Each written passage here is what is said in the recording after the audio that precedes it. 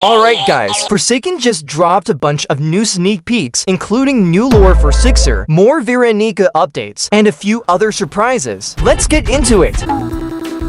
We just got new renders of the Sixer skin Noob 666 from Trans Bunny, which were previously added during the TAF update for Noob's Milestone skins. As of now, we have an alternate render of Milestone 1 Noob, showing Noob and Guest holding hands, spending time together, and having fun before the betrayal that occurred. Here, Guest looks normal with the Sixer skin equipped. Could this mean we'll be able to play to different versions of Sixer, similar to how the Paperpool skin has two redesigns you can choose from? This is also a new redesign for Sixer, with the fur now more detailed, the classic Roblox logo returning to its old version, and a proper hoodie added this time. Guest's face has been redacted, leaving us unsure whether Guest enjoyed their time with Noob or resented it. It also looks like they're standing in an aquarium, though its meaning in the lore remains unclear. What other small details have you noticed in this render?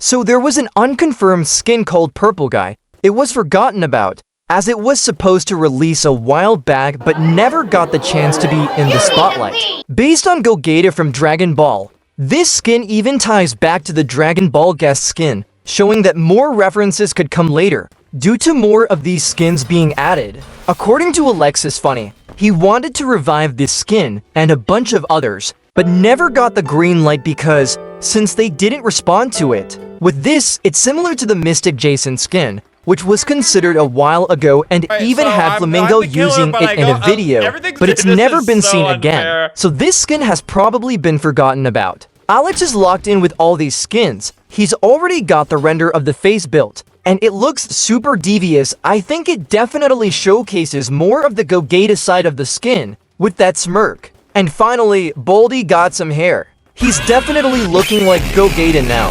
Another suggestion I was thinking of was to add a Guest 666 as Broly, so we could have Gogeta versus Broly Recreated, but in Forsaken.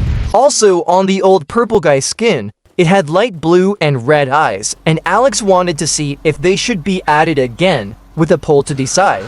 Having these eyes makes the skin way more unique than just being a replica of Gogeta, or they could even activate whenever Cool Kid uses one of his movesets, like Walk Speed Override. From the poll, more people voted yes, so we'll definitely be seeing them return. Even with this skin, there were fan-made voice lines by Arkswell and Bacon, which could still be added in the future. Honestly, they should, considering how much effort went into this skin just for it not to release.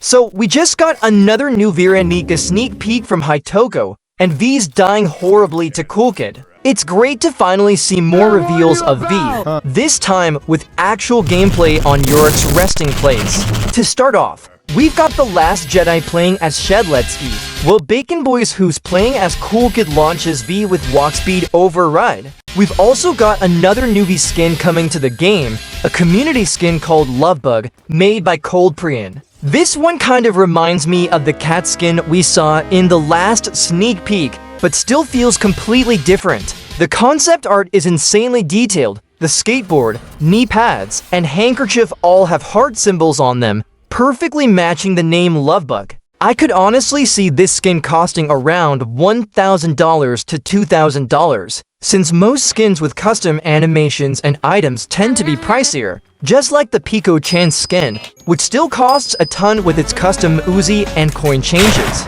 There's also another concept skin called Spray Painter that could still be added to the game.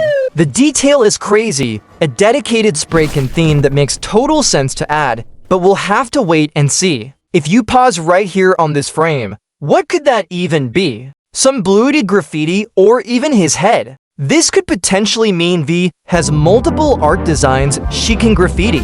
I could honestly imagine this becoming a feature, where you can add your own art into the game or even have skin-specific graffiti designs.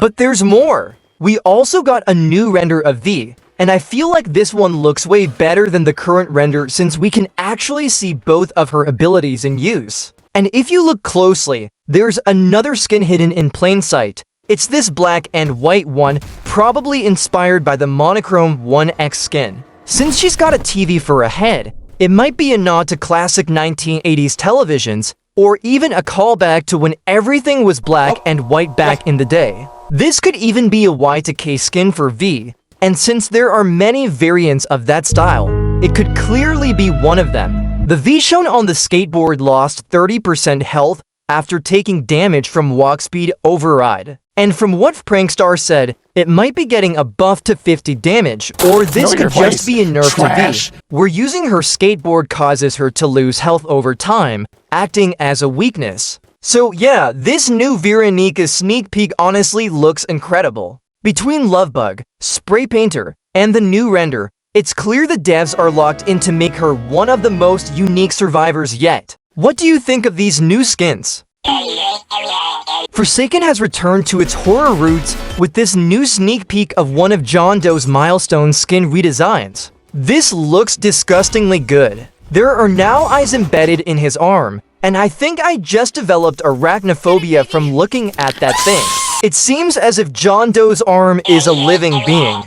The way it looks makes it seem like it's breathing. We can infer that the roots have completely taken over his body, kind of similar to the overgrown skin. However, we can barely see his face, but it seems like there's a picture covering it, possibly a photo of John and Jane Doe, his wife. And here's the crazy part. This isn't even his milestone for skin. There's no way. This could actually be his M3 instead. That's insane. If this is M3, then M for must be something terrifying. Some are even suggesting the M for skin could resemble Gaiga's from Earthbound. We also got the concept made by Gubblegum, and I can't lie, it's starting to look like the old Dignity skin. The eyes on the arm are back again, so it might have been reused here, which honestly isn't a bad thing because Dignity's effects were incredible. This sneak peek also came with a quote, "Tears ran down my face, and I could barely recognize you."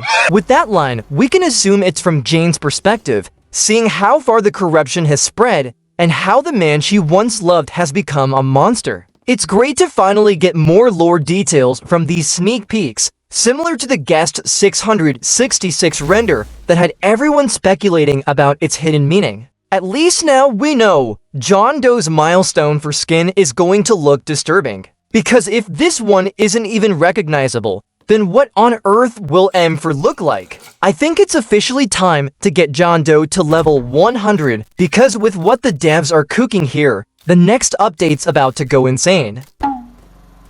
Not only is Purple Guy getting a new remodel, but Alex also confirmed that Color and Electricity is getting a redesign too. These are easily some of the most unused skins in the game, mostly because they just aren't interesting enough to play. And honestly, this has been needed since day one.